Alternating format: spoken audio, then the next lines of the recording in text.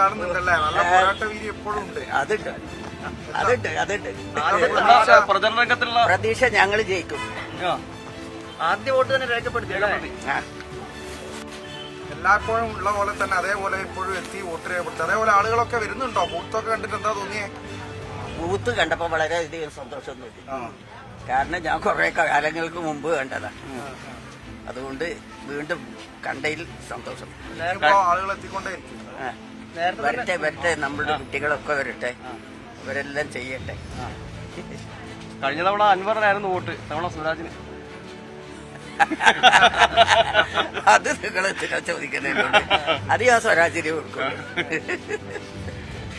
ഇപ്പൊ രാവിലെ തന്നെ ഈ വോട്ടർമാരൊക്കെ ഐഷാത്ത വരുന്നത് കാത്തിരിക്കുകയായിരുന്നു. അതുകൊണ്ട് തന്നെ കുറെ ആൾക്കാർ നേരത്തെ എത്തിയിട്ടുണ്ട്.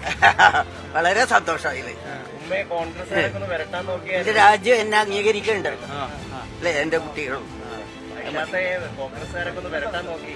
സൈബർ ചെറിയൊരു ഭീഷണിയൊക്കെ ഉണ്ടായിരുന്നു. എന്നാ പിന്നെ ഞാൻ പോയാലോ?